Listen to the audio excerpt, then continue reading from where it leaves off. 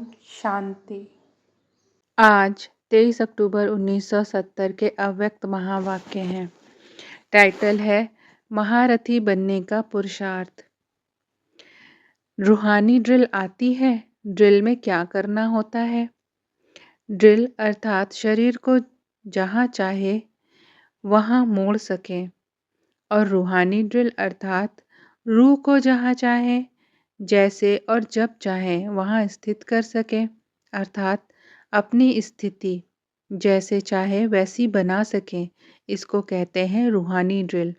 जैसे सेना को मार्शल व ड्रिल मास्टर जैसे इशारा देते हैं वैसे ही करते हैं, ऐसे स्वयं ही मास्टर व मार्शल बन जहाँ अपने को स्थित करना चाहें वहाँ कर सकें।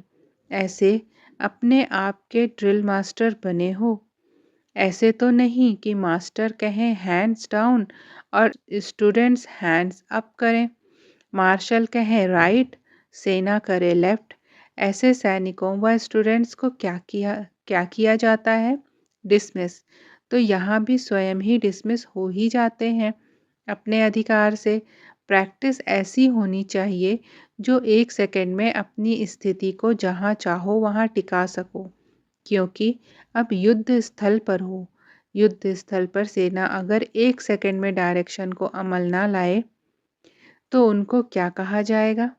इस रूहानी युद्ध पर भी स्थिति को स्थित करने में समय लगाते हैं, तो ऐसे सैनिकों को क्या कहें? आज बाप दादा पुरुषार्थी महारथी बच्चों को देख रहे हैं। अपने को जो महारथी समझते वो हाथ उठाओ। थोड़ों ने हाथ उठाया। जो महारथी नहीं है वह अपने को क्या समझते हैं? अपने को घोड़े सवार समझते हैं वह हाथ उठावें। जिन्होंने महारथियों में हाथ नहीं उठाया उन्हों से बाप दादा एक प्रश्न पूछ रहे हैं।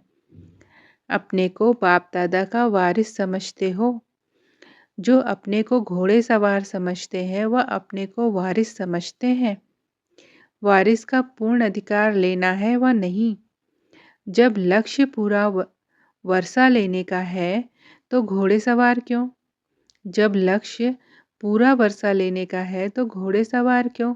अगर घोड़े सवार हैं तो मालूम है नंबर कहाँ जाएगा? सेकंड ग्रेड वाले कहाँ आएंगे? इतनी परवरिश लेने के बाद भी सेकंड ग्रेड। अगर बहुत समय से सेकंड ग्रेड पुरुषार्थ ही रहा तो वर्षा भी बहुत समय सेकंड ग्रेड मिलेगा, बाकी थोड़ा समय फर्स्ट ग्रेड में अनुभव करेंगे। सर्वशक्तिमान बाप के बच्चे कहलाने वाले और व्यक्त अव्यक्त द्वारा पालना लेने वाले, फिर सेकंड ग्रेड, ऐसे मुख से कहना भी शोभता नहीं है। या तो आज से अपने को सर्वशक्तिमान के बच्चे ना कहलाओ। बाप दादा क्या बोलते हैं? ऐसे आपको शोभता नहीं है सेकंड ग्रेड, या तो फिर आज से अपने को सर्वशक्तिमान के बच्चे ना कहलाओ। बाप दादा ऐसे पुरुषार्थियों को बच्चे ना कहकर क्या कहते हैं मालूम है? बच्चे नहीं कच्चे हैं। अभी तक भी ऐसा पुरुषार्थ करना बच्चों के समान लायक नहीं दिखाई पड़ता है। इसलिए फिर भी बाप दादा कहते हैं बीती सो बीती करो। अब से अपने को बदलो। महारथी बनने के लिए सिर्फ 2 बातें याद रखो। कौन कौन सी 2 बातें? एक तो अपने को सदैव साथी के साथ रखो। साथी और सारथी वह है महारथी। पुरुषार्थ में कमजोरी के 2 कारण हैं। बाप के स्नेही बने हो लेकिन बाप को साथी नहीं बनाया है। अगर बाप दादा को सदैव साथी बनाओ तो जहाँ बाप दादा साथ है वहाँ माया दूर से मूर्छित हो जाती है। बाप दादा को अल्प समय के लिए साथी बनाते हैं, इसलिए शक्ति की इतनी प्राप्ति नहीं होती है। सदैव बाप दादा साथ हों तो सदैव बाप दादा से मिलन मनाने में मगन हों, और जो मगन होता है उसकी लगन और कोई तरफ लग ना सके। शुरू शुरू में बाप से बच्चों का क्या फ़ायदा हुआ है? तुम्ही से खाऊं, तुम्ही से बैठूं, तुम्ही से रूह को रिझाऊं, यह अपना वायदा भूल जाते हो? अगर सारे दिनचर्या में हर कार्य बाप के साथ करो तो क्या माया डिस्टर्ब कर सकती है? बाप के साथ होंगे तो माया डिस्टर्ब नहीं करेगी, माया का डिस्ट्रक्शन हो जाएगा। तो भल बाप के स्नेही बने हो लेकिन साथी नहीं बनाया है, हाथ पकड़ा है साथ नहीं लिया है, इसलिए माया द्वारा घात होता है। गलतियों का कारण है गफलत, गफलत गलतियां कराती है। अगर रूह को ना देख रूप तरफ आकर्षित होते हैं तो समझो मुर्दे से प्रीत कर रहे हैं। मुर्दे से प्रीत रखने वालों को समझना चाहिए कि हमारा भविष्य मुर्दा घाट में कार्य करने का है। जिस समय ऐसा संकल्प भी आए तो मुर्दा घाट का पार्ट समझो। सभी को कहते हो ना, एम और ऑब्जेक्ट को सामने रखो। तो जो भी कार्य करते हो, जो भी संकल्प करते हो, उसके लिए भी लक्ष्य और प्राप्ति अर्थात एम ऑब्जेक्ट सामने रखो। सर्वशक्तिमान बाप वरदाता से अपने कल्प कल्प इसी पाठ का वर्षा लेने के लिए आए हो। मुर्दे को सुरजीत करने वाले मुर्दा घाट में पाठ नूंदने के लिए आए हैं। बाबा पूछते हैं, मुर्दों को सुरजीत करने वाले मुर्दा घाट में पाठ नूंदने के लिए आए हैं क्या? अपने से पूछो। जो भी बच्चा अपनी गलतियों को एक बार बाप के सामने रखता है, उनको यह समझना चाहिए कि बाप के आगे अपनी कमियों को रखने के बाद अगर दोबारा कर लिया तो क्षमा के सागर के साथ 100 गुना सजा भी ड्रामा प्रमाण स्वतः ही मिल जाती है।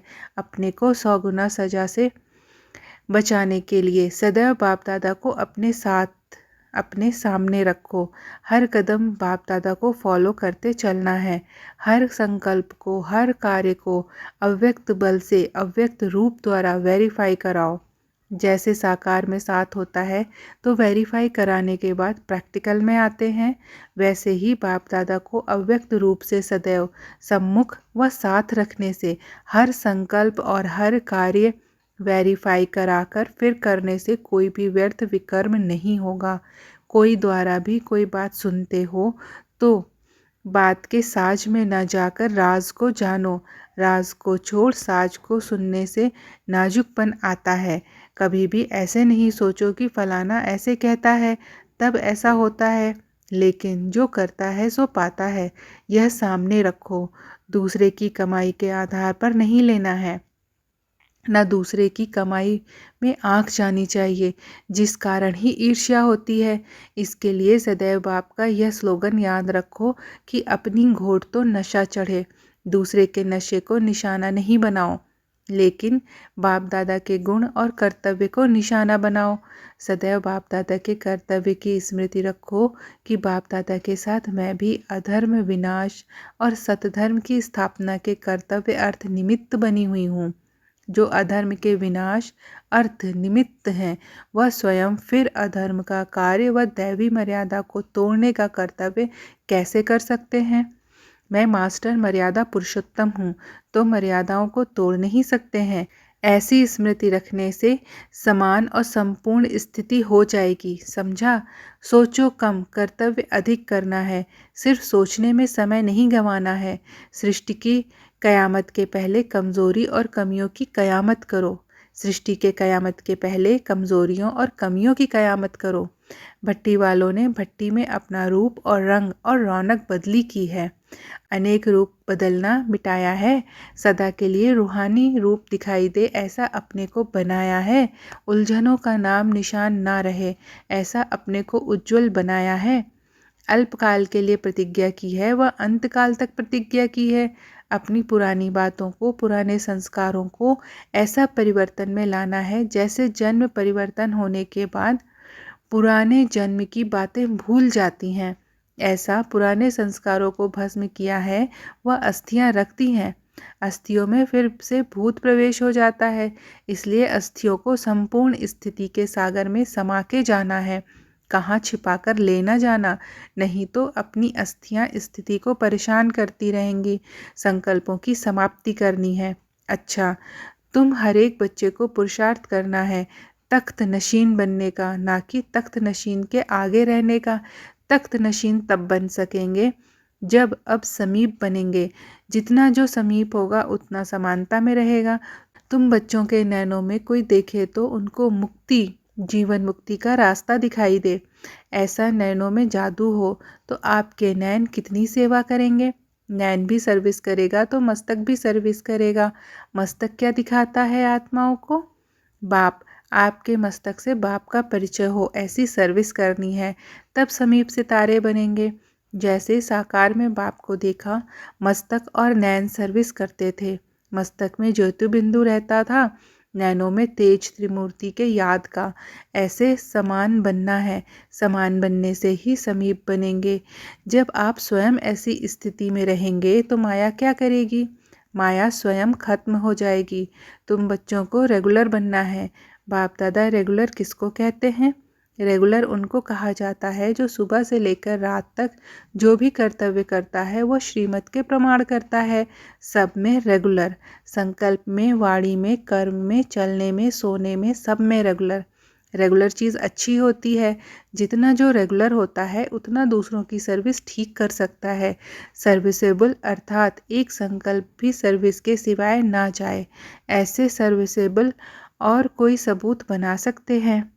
सर्विस केवल मुख की ही नहीं होती है, लेकिन सर्व कर्मेंद्रियां सर्विस करने में तत्पर हो। जैसे मुख बिजी होता है, वैसे मस्तक नैन सर्विस में बिजी हों। सर्व प्रकार की सर्विस कर सर्विस का सबूत निकालना है।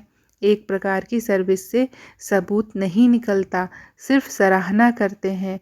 चाहिए सबूत तो सबूत देने के लिए सर्व प्रकार की सर्विस में सदा तत्पर रहना है। सर्विसेबल जितना होगा वैसा आप समान बनाएगा, फिर बाप समान बनाएगा। अच्छा, ओम शांति।